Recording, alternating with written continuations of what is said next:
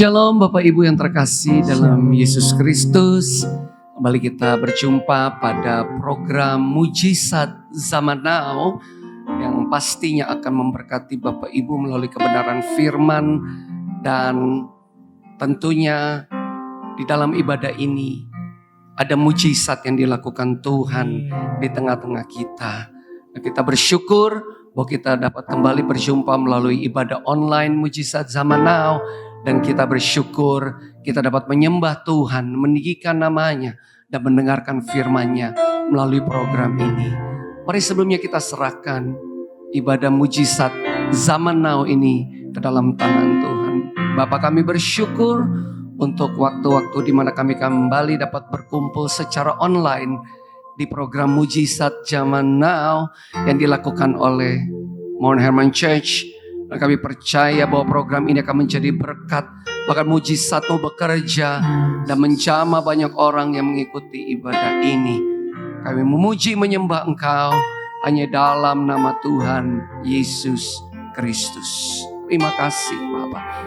Mari angkat tangan kita kepada Tuhan. Dia layak dipuji dan disembah.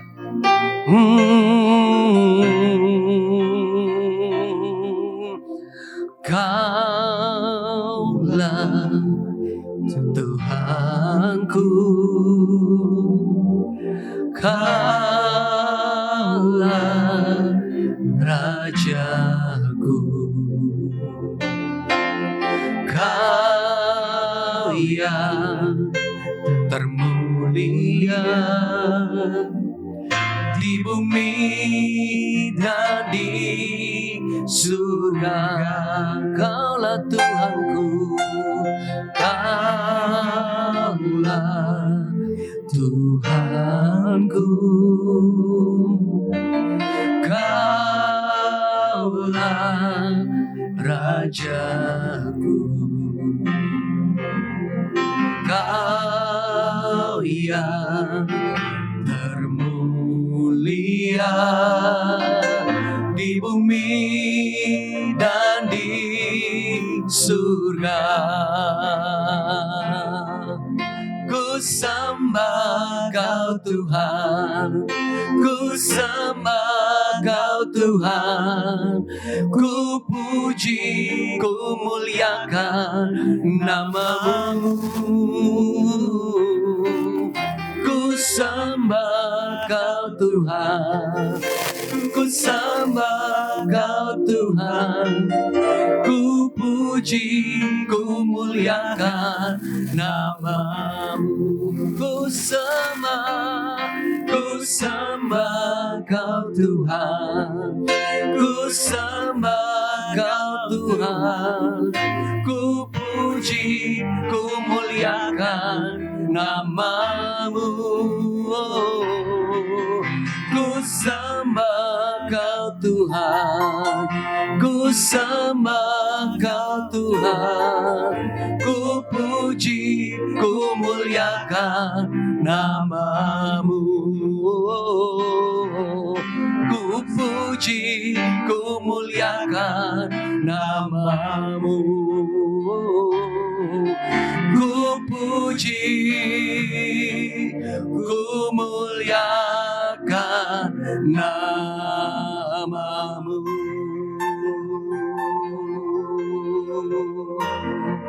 Kami puji Engkau, kami muliakan nama-Mu Tuhan.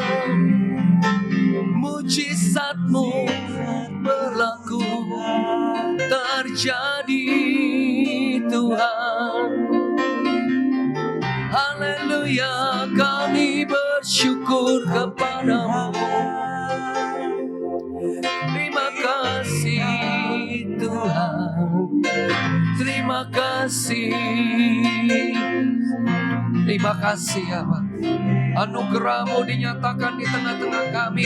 Mujizat-Mu mengalir, menyembuhkan, memulihkan, melepaskan, membawa terobosan. Bagi setiap anak-anak-Mu membutuhkan jamahan dan lawatan-Mu Tuhan. Anugerah-Mu melimpah bagiku. selalu baru di setiap waktu. Kebenaran-Mu dan perkenananmu mengikutiku.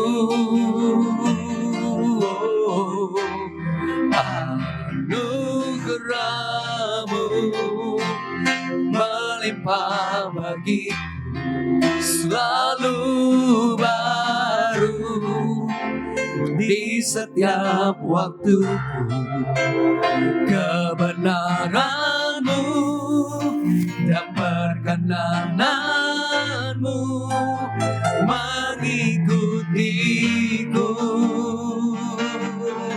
sepanjang hidupku.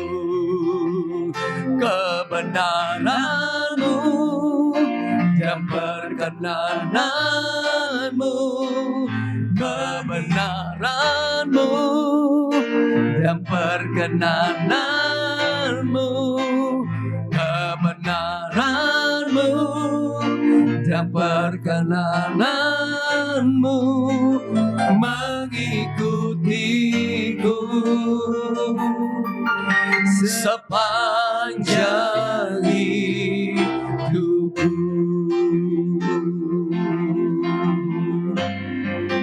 Terima kasih Tuhan. Kami percaya melalui program Mujizat Zaman Now ini ada kuasa-Mu yang mengalir, kasih-Mu yang mengalir, memulihkan, menyembuhkan, melepaskan dan membawa terobosan bagi banyak orang.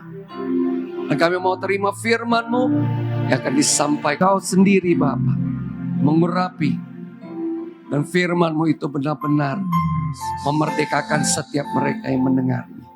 Siap untuk menerima firman-Mu hanya di dalam nama Tuhan Yesus Kristus. Haleluya.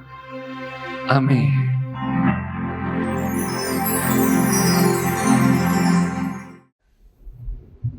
Shalom Bapak Ibu. Shalom, shalom, puji Tuhan. Ya, saya senang berjumpa dengan Bapak Ibu. Apakah Bapak Ibu senang berjumpa dengan saya? Amin. Pasti senang. Kenapa? Akan diberkati. Ya. Saya selalu menyebutkan tentang 2 Petrus 1 ayat 2. Ya Bapak Ibu, ayat ini berfirman, kasih karunia dan damai sejahtera akan berlimpah dalam kehidupan kita oleh pengenalan akan Allah dan Tuhan Yesus.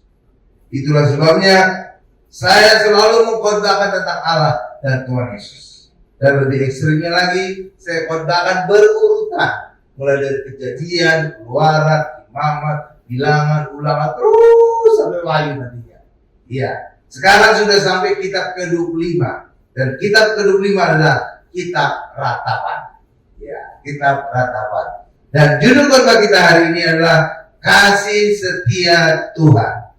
Judulnya adalah Kasih Setia Tuhan. Apa judulnya Bapak Ibu? Kasih Setia Tuhan. Ya. Dan kasih setia Tuhan selalu baru setiap pagi. Ya. Dan inilah dikatakan oleh Yeremia dalam kitab Ratapan. Ya, kitab Ratapan ini Nabi Yeremia yang menulis Bapak Ibu. Nah, kitab Ratapan ini adalah Yeremia meratap atas bangsa Israel, atas dosa-dosa bangsa Israel, dan atas hukuman Allah atas bangsa Israel.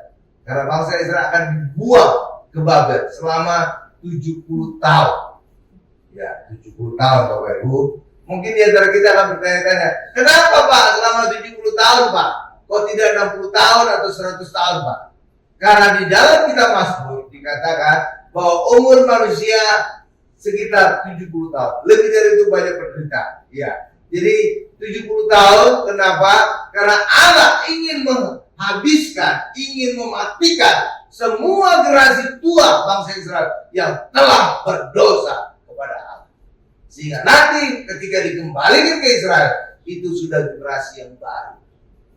Generasi yang percaya kepada Tuhan, generasi yang tidak lagi berdosa.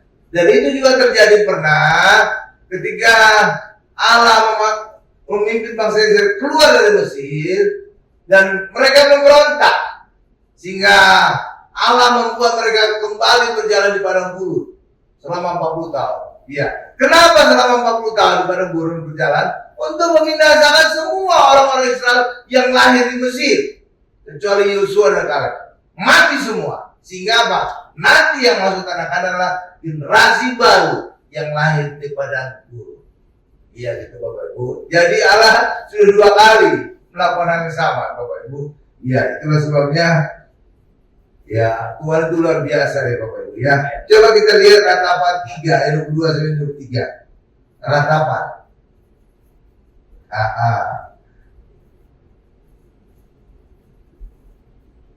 Tapi yang luar biasanya Bapak Ibu, ya, Nabi Yeremia itu menubuatkan penghukuman Allah atas bangsa Israel. Tetapi di tengah-tengah hukuman itu, Yeremia masih menyatakan, menggambarkan, memberitakan kasih karunia Allah bagi bangsa Israel. Nah, itu Bapak Ibu. Jadi saudara, ketika Allah menghukum, saudara jangan berpikir negatif kepada Allah. Sama juga seperti orang tua ketika menghukum anaknya, itu orang tua tidak ingin mematikan anaknya. Iya, ketika menghukum itu untuk kebaikan anaknya. Benar kan Bapak Ibu ya? Yang punya anak, iya. Menghukum itu untuk mengkoreksi kesalahan anaknya supaya ke depannya bisa lebih baik lagi. Hal yang sama juga dengan Allah. Di balik hukuman Allah kepada bangsa Israel, di situ ada rancangan Allah yang indah yang memberikan masa depan bagi bangsa Israel. Ratapan 3 ayat 22-23 nih, saya bacakan bagi kita semua ya. Tak berkesudahan kasih setia Tuhan, tak habis-habis rahmatnya, selalu baru tiap pagi, besar kesetiaanmu. Ya, jadi selalu baru rahmat Tuhan, berkat Tuhan itu selalu baru setiap pagi. Dan ini punya dampak apa? Bahwa kita umat Tuhan jangan menambah-nambah masalah kita. Biarlah kesusahan sehari cukup untuk sehari. Jangan ditambah masalah masa depan ditarik ke sekarang, masalah masa lalu ditarik ke sekarang. Saudara akan mengalami kegagalan nanti dalam kehidupan. Iya. Kenapa? Berkat Tuhan selalu baru setiap hari itu cukup untuk mengatasi masalah hari itu saja. Coba kita lihat kesusahan sehari cukuplah untuk sehari. Matius 6 ayat 34. Setelah itu saya akan memberikan ilustrasi. Matius 6 ayat 34 sudah. Nih saya bacakan ya. Matius 6 ayat 34 demikian. Sebab itu janganlah kamu khawatir akan hari besok, karena hari besok mempunyai kesusahannya sendiri. Kesusahan sehari cukuplah untuk sehari. Nih saya kasih ilustrasi yang indah ya, yang cakep menurut saya. Mudah-mudahan saudara juga berpikir demikian. Misalkan rahmat Tuhan yang baru setiap hari ini, air gelas mineral ini, oke Bapak Ibu ya. Misalkan ini rahmat Tuhan yang baru setiap pagi tadi ya, dari kitab Ratapan, oke? Ratapan 3 22 sampai 23. Lalu kita mengalami masalah, ya Bapak Ibu. Tadi ayat Matius 6 ayat 34. Ya, biarlah kesusahan sehari cukup untuk sehari. Kenapa ayat itu berkata demikian? Karena misalkan ini kesusahan sehari. Ya, ini cangkir yang kedua nih. Kalau kesusahan sehari kita hanya cukup sehari, maka rahmat Tuhan yang baru setiap hari tadi pas. Sehingga rahmat Tuhan yang baru pas untuk masalah sehari. Sehingga setiap hari kita bisa mengalami kemenangan demi kemenangan. Kenapa? Masalah sehari bisa diatasi oleh rahmat Tuhan yang baru setiap hari. Tetapi sering masalahnya adalah manusia kita menarik masa lalu, menarik masa depan ke sekarang. Kita tarik masa lalu ke sekarang. Tuh, nambahin dulu Ibu. Cuma nggak bisa deh nanti. Misalkan ini sebelahnya saya taruh. Kita tarik juga masa depan. Nah, jadinya apa Bapak Ibu? Rahmat Tuhan setiap pagi tadi nggak cukup untuk mengatasi ini. Kebanyakan. Itulah sebabnya kalau orang Kristen suka menarik masa lalu sekarang, masa depan sekarang, maka rahmat Tuhan yang baru setiap pagi tidak cukup untuk mengatasi masalah ini, maka kegagalanlah yang kita alami. Itulah sebabnya, biarlah kesusahan sehari cukup untuk sehari. Sebab rahmat Tuhan juga baru setiap pagi, cukup untuk mengatasi masalah saat ini saja. Sehingga ini tidak ada, maka kita akan mengalami kemenangan setiap hari. Halo Bapak Ibu. Gitu. Oke ya. Iya kan? Kan seringkali kita akan menarik masa lalu kan. Kita mungkin menyesali. Waduh, dulu kalau saya sekolah itu, wah saya bisa berhasil. Wah kalau saya dulu rajin, saya bisa jadi begitu. Wah kalau saya lakukan ini, saya pasti bisa sukses. Seringkali orang mengeluhkan masa lalunya. Ya kan? Demikian juga seringkali kita menarik masa depan ke sekarang. Seorang ibu konsultasi, cerita, aduh saya khawatir masa depan anak saya. Sekarang internet, waduh, klik-klik bisa lihat gambar-gambar yang tidak benar, video-video yang tidak benar. Waduh, gimana masa depan anak saya? Gimana masa depan putri saya? Kemudian ditanya lagi, Bu, ibu kayaknya khawatir sekali terhadap anak ibu. Emangnya anak ibu usianya berapa? Masih bayi sih, Pak. Ya! Anaknya masih baik, khawatirnya di depan jauh. Gitu. Itulah masalah itu Bapak Ibu. Jadi terlalu menarik masa depan ke sekarang. Itu masalah juga, iya kan? Terlalu juga menarik masa lalu ke sekarang. Sehingga apa? Rahmat Tuhan yang baru setiap pagi tidak cukup mengatasi masalah. Nah, itulah jika hidup kita hanya kesusahan sehari, cukuplah untuk sehari. Sehingga rahmat Tuhan yang baru setiap pagi memberikan kita selalu kemenangan hari demi hari. Amin Bapak Ibu. Berikan kemuliaan bagi kita. Iya, gitu. Ya kan, kadang-kadang kan kita suka menarik masa lalu kan. Dan sekarang iya kita mesti pikir. Saudara tahu enggak apa yang terjadi ketika kita suka menarik masa lalu ke sekarang? Kita akan mengalami akar pahit. Kita akan menjadi tiang garam seperti istri Lot. Ya. Saudara tahu kenapa Allah melarang Lot dan keluarganya, istri, anaknya untuk menoleh ke belakang? Saudara tahu? Ketika mereka keluar dari Sodom Gomora, mereka kan dilarang menoleh ke belakang kan? Saudara tahu kenapa itu? Karena kalau mereka menoleh ke belakang, apa yang mereka lihat di belakang? Hah? Sodom dan Gomora. Mereka berdosa. Hal yang sama juga dengan kehidupan kita. Kalau kita sudah menoleh ke belakang, mengorek-ngorek dosa masa lalu, mengorek-ngorek dosa pasangan kita, mengorek-ngorek dosa teman kita, saudara akan pahit. Saudara akan menjadi tiang garam. Ya kan? Karena ketika kita menoleh ke belakang, kita lihat dosanya dia. Ya kan? Sama seperti istri Lot. Ketika dia menoleh ke belakang, yang dia lihat Sodom, yang dia lihat Gomora, dia lihat dosa. Itulah sebabnya dia jadi tiang garam. Hal yang sama juga akan kita alami. Ketika kita suka menoleh ke belakang, mengorek-ngorek dosa masa lalu kita, mengorek-ngorek dosa masa lalu teman kita, mengorek-ngorek masa lalu dosa pasangan kita, saudara tidak akan sejahtera. Saudara akan menjadi tiang garam. Oke Bapak Ibu ya, oke paham ya? Iya, jangan sebenarnya. Biarlah kita jalani hari demi hari.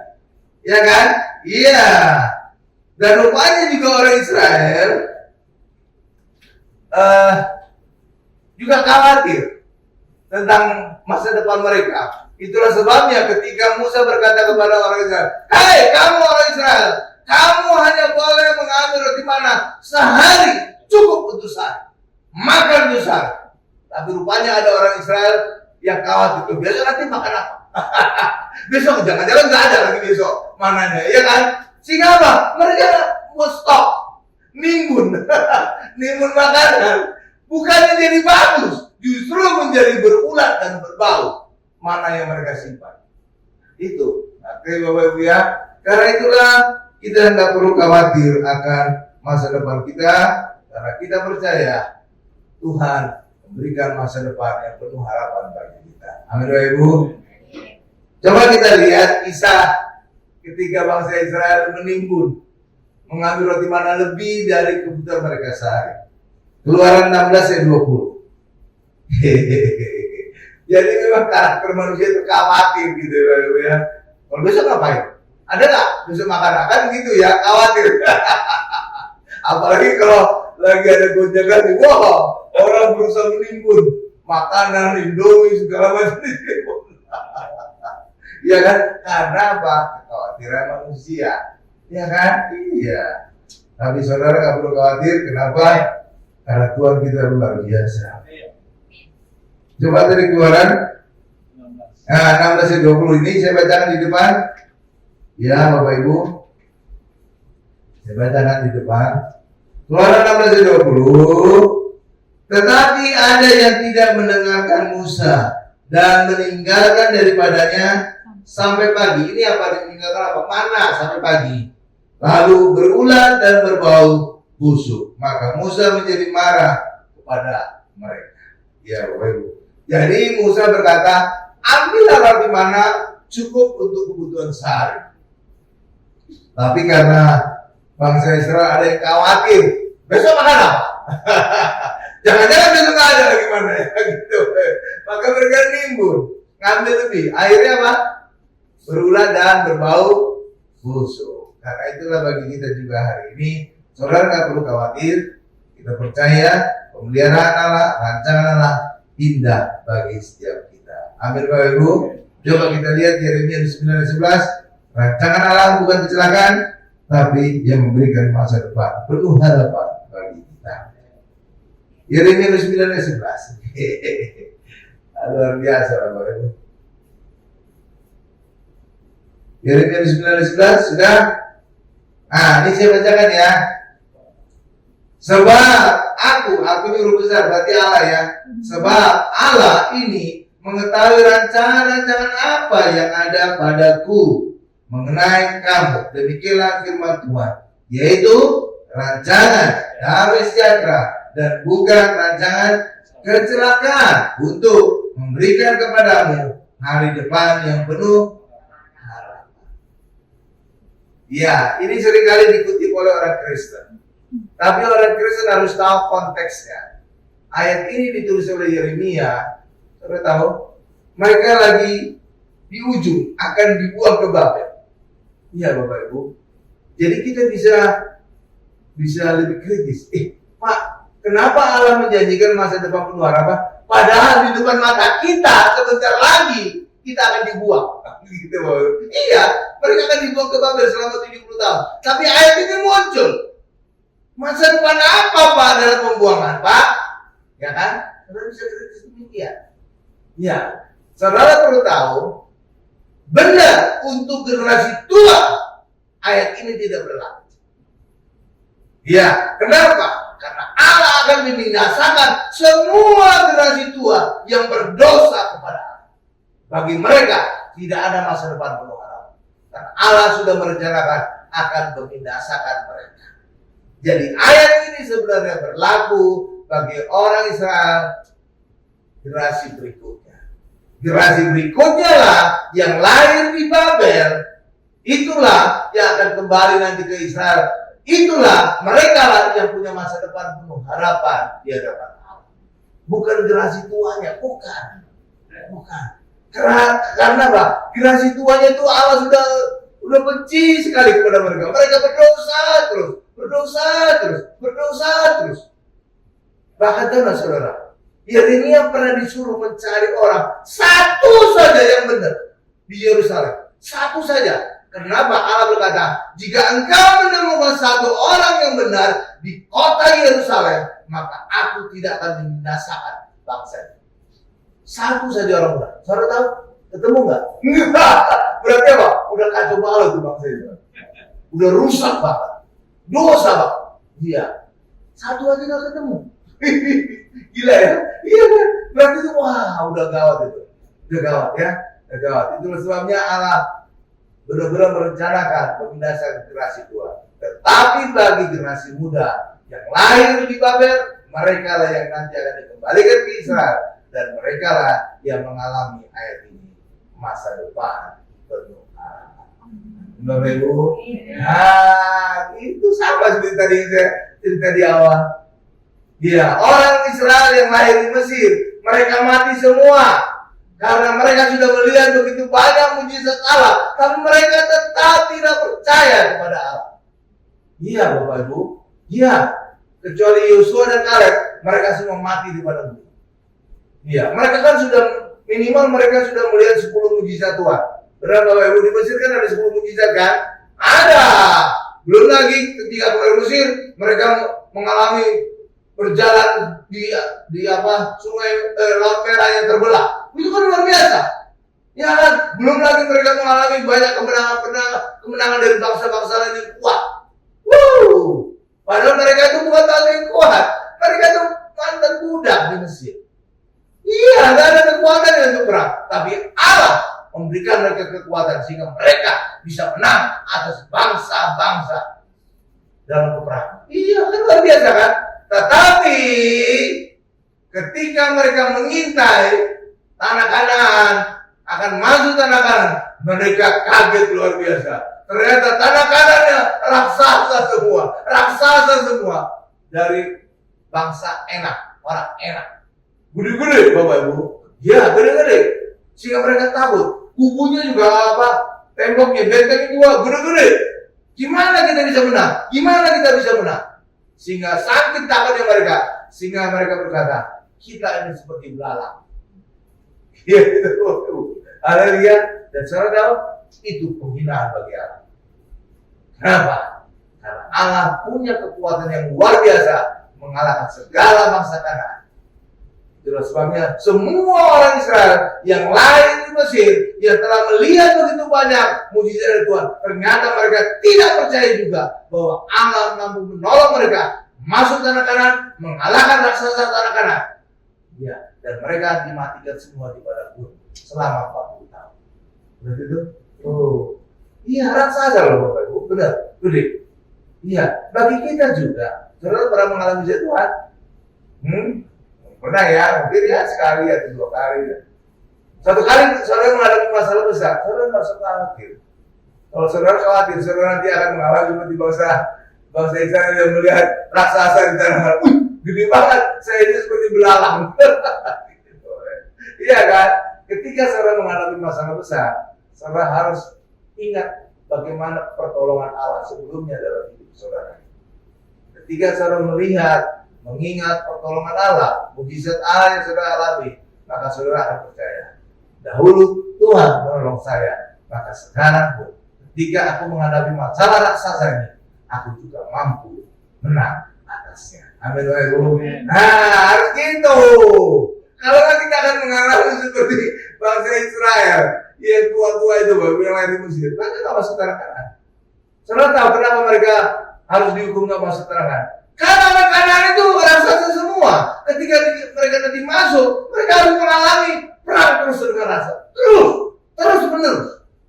Jadi kalau mereka punya bibit-bibit ketidakpercayaan, ketakutan terhadap raksasa, wah, nggak akan masuk itu. Makanya dibinasakan semua itu, Bapak Ibu. Iya. Karena itulah bagi kita hari ini, saudara nggak perlu takut terhadap raksasa. Seperti ucapan Yosua dan Kaleb. Raksasa itu bagi orang Israel yang lain, 10 pengintai lain, mereka dianggap diri mereka seperti belalang yang akan siap dimakan oleh orang Kanaan. Tapi sebaliknya Yosua dan Kaleb, saudara tahu apa perkataan mereka? Mereka itu seperti roti bagi kami. Roti bagi kami. Jadi seperti makanan. Makanan kalau dimakan memberikan kita kekuatan. Jadi raksasa itu bukan menakutkan, justru menjadi makanan bagi Yosua dan Kaleb. Bukan luar biasa kan? Hal yang sama juga dengan kita. Saya pernah kemarin itu mancing-mancing saudara. Saudara ingin mengalami mujizat besar, mujizat dahsyat. Kalau saudara ingin mengalami mujizat dahsyat, maka saudara juga harus siap mengalami penyakit dahsyat, masalah dahsyat. Iya, kenapa? Ketika kita menang atas penyakit itu, menang atas masalah besar itu, itulah mujizat dahsyat. Contoh, kalau kita disembuhkan Tuhan, sembuh dari penyakit kanker, itu kan mujizat dahsyat. Ya kan? Tapi sebelumnya kita harus mengalami masalah dahsyat dulu. Penyakit dahsyat dulu. Coba kalau penyakit kita sebelumnya kutil gitu. Atau panau gitu. Disembuhkan Tuhan. Ya, mujizat ece-ece lagi dia Bapak Ibu ya. Lah iya dong. Iya kenapa? Masalahnya juga ece-ece. Jadi kalau saudara ingin mengalami mujizat besar, maka saudara juga harus siap mengalami masalah besar dan penyakit besar. Ya, gitu Bapak Ibu. Lah iya dong. Iya kan? Iya. Iya, karena itulah kan dalam bisnis juga gitu kan? Iya kan? Iya. Iya, kalau yang resiko tinggi pasti punya keuntungan yang tinggi kan? Iya, dalam bisnis gitu. Tapi kalau yang resikonya kecil ya biasanya juga keuntungan kecil. Iya kan? Iya. Dalam bisnis juga gitu. Iya, karena itulah kalau saudara ingin mengalami keuntungan besar dari Tuhan, saudara juga harus siap menghadapi risiko yang besar. Ya, kalau saudara ingin mengalami mujizat besar, saudara juga harus siap mengalami masalah yang besar. Kenapa? Karena ketika kita menang atas masalah besar tadi, mujizat besar kita alami. Luar biasa kan? Iya dong. Coba kalau saudara cuma ada putih gitu, panas semua, ya aja itu. Ya kan? Iya dong. Nah, luar biasa. Jadi rancangan Tuhan itu bukan. Tadi udah kita baca belum? Udah ya. Jadi rancangan ini itu memang kecelakaan bagi generasi tua yang berdosa di hadapan Allah, tapi bagi generasi muda itu adalah masa depan yang penuh harapan. Amin Bapak Ibu. Iya, luar biasa. Dan memang benar Bapak Ibu, ketika bangsa Israel kembali dari pembuangan di Babel setelah dibuang selama 70 tahun, bangsa Israel relatif secara rohani meningkat. Iya, secara rohani meningkat. Karena setelah mereka kembali ke Israel, mereka punya sinagoge. Karena sebelumnya ketika mereka mengalami pembuangan di Babel, mereka sudah buat PD, persekutuan doa gitu Bapak Ibu. Kenapa? Mereka punya kerinduan untuk firman Tuhan. Sehingga ketika mereka kembali ke Israel, mereka membangun persekutuan doa. Dan itu kemudian dilembagakan menjadi sinagoge.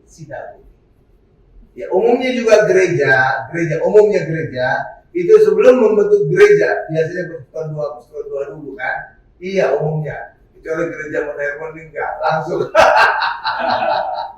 Ya, biasanya itu persekutuan doa dulu. Ya, biasanya gitu Bapak Ibu. Ya, oke ya, atau ministry dulu ya, gitulah. Ya, tapi ya selalu ada perkecualian. Kayak saya lah perkecualian ya.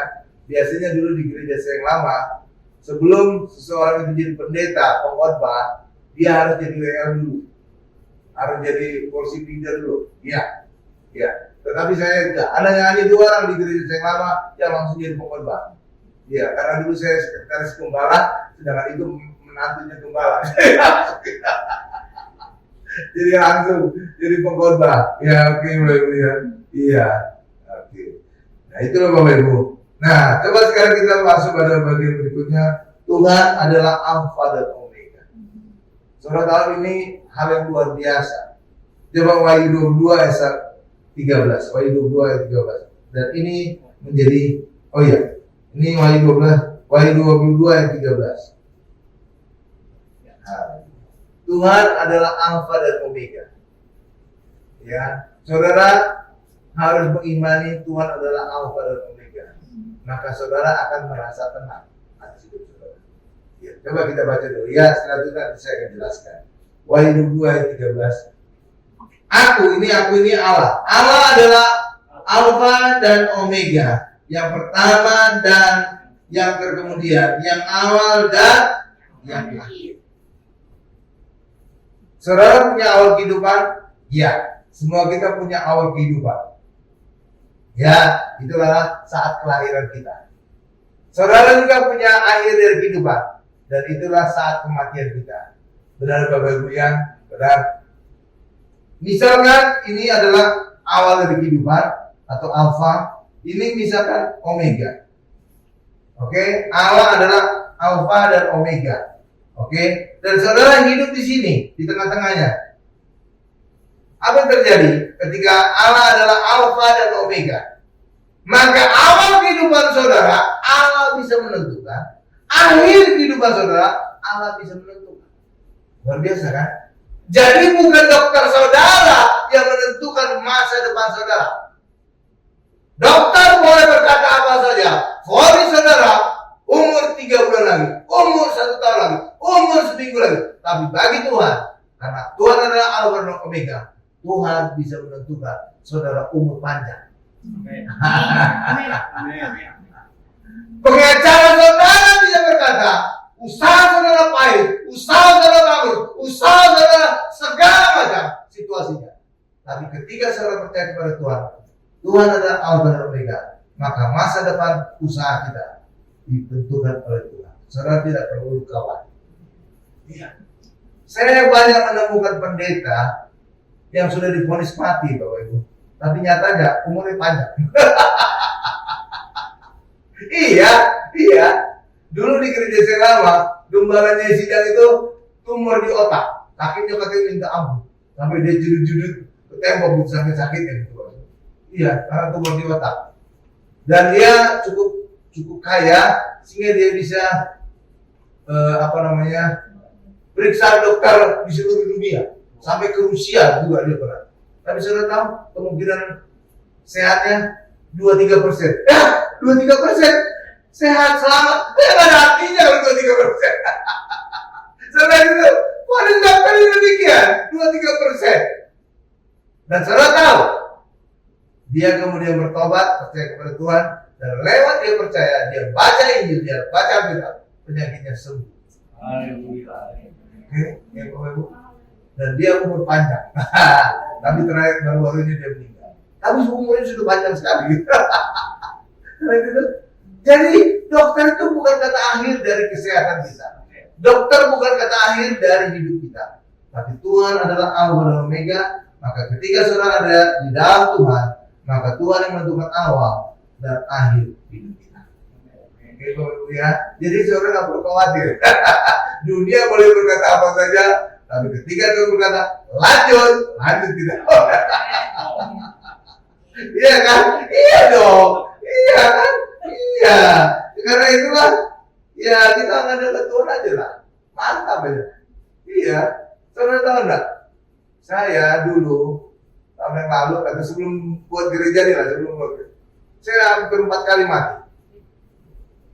Dan herannya lagi, pada saat bulan Desember. Waduh, jadi bagi saya Desember itu Desember kelabu. Dia 4 kali atau 3 kali hampir mati. Iya, istri saya jadi repot ini. Iya. Yang pertama, saya itu hampir mati kena virus, nggak tahu virus apa. Profesor aja nggak tahu. Jangan-jangan saya pertama kali yang kena virus COVID kali ya. Iya, sampai saya pingsan di tempat tidur, sampai istri saya panik, dia telepon ambulan. Yang potong saya dari tempat tidur itu orang ambulan. Dibawa ke rumah sakit Pondok Indah. Iya, Bapak Ibu. Iya, itu Bapak Ibu. Tapi nyatanya saya hidup. Hidup lagi sampai saya sekarang bisa berdiri di sini kan. Iya. Yang kedua, saya kena COVID juga. Nah, iya, rupanya di kantor istri saya ada COVID, istri saya jadi OTG-nya di rumah ternak saya. Iya, saya juga hampir mati. Saya udah biru-biru badan saya, digotong sopir ke mobil gitu. Iya, biasanya orang COVID itu masuk ke situ kan pulang-pulang udah mati gitu ya. Kalau saya enggak, udah setengah mati masuk, pulangnya udah segar. 2 minggu, cuma 2 minggu, saya masuk ruang ICU. ICU kan banyak orang mati di situ, Bapak Ibu, orang kritis. Istri saya ini nggak boleh lihat kan, COVID kan dulu kan nggak boleh dilihat keluarga kan. Nah jadinya saya untuk menenangkan istri saya, setelah sehari atau 2 hari ya, saya sadar langsung saya buat video di ruangan. Baru saya kirim ke istri saya supaya istri saya tenang. Itu iya, langsung saya juga bisa minta makan lapar. Iya, sebentar ya, langsung sehat. Iya. Terus kemarin apa lagi? Stroke, pernah stroke, sama mencong mulut saya. Sehat lagi. Iya Bapak Ibu. Iya, itulah. Jadi dokter bisa bilang apa saja, terserah. Tapi kalau Tuhan berkata lanjut, buka gereja, akhirnya bisa terbuka gereja. Kalau enggak ada di gereja menerima. Iya kan? Iya. Jadi mungkin Tuhan berkata masih ada tugas semua anakku buang gereja gitu. Jadi saudara tenang aja. Dokter boleh berkata apa saja, vonis sekian bulan, sekian hari, sekian minggu, no problem. Nah, bagi Tuhan, dia adalah Alfa dan Omega yang menentukan masa depan kita. Amin. Iya. Usaha saudara juga demikian. Tenang aja, karena kita percaya dan berkat Tuhan memberikan kita masa depan. Oke ya, Bapak Ibu ya. Karena itulah para Kristen jangan khawatir akan masa depannya atau menyesali masa lalunya. Ya, kita hendaknya orang Kristen lihat ke depan saja. Ya, karena kita adalah ciptaan yang baru sudah datang, yang lama sudah berlalu. Amin. Ini menjadi ayat penutup khotbah kita, 2 Korintus 5:17.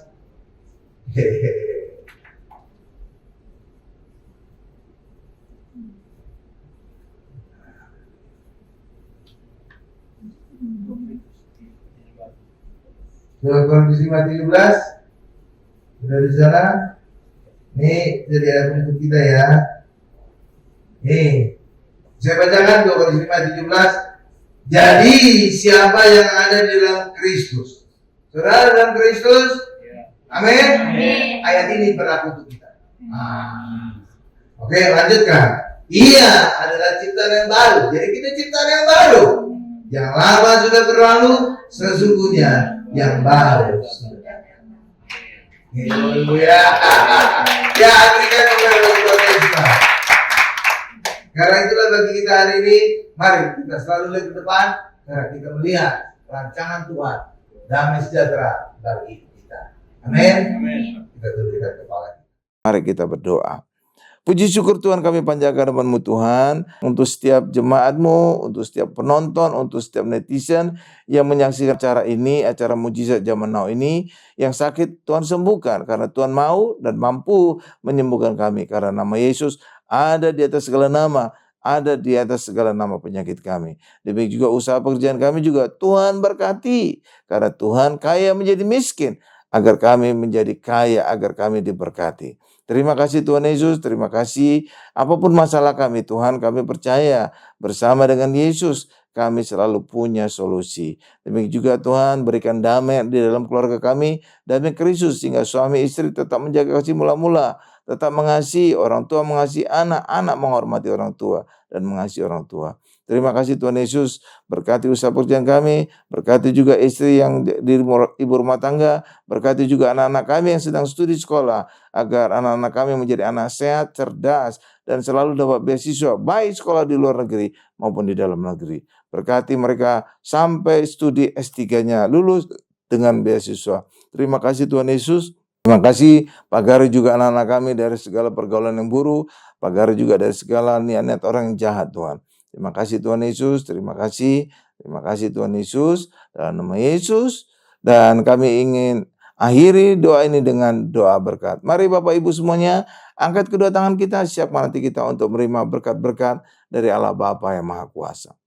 Berkat dari Allah Bapa yang Maha Kuasa, kasih karunia dari Tuhan Yesus dan penyertaan Roh Kudus menyertai kami semua mulai hari ini sampai selama-lamanya. Haleluya, sama-sama kita berkata, amin. Demikianlah program Mujizat Zaman Now yang telah Bapak dan Ibu saksikan pada saat ini. Kami percaya program ini menjadi berkat.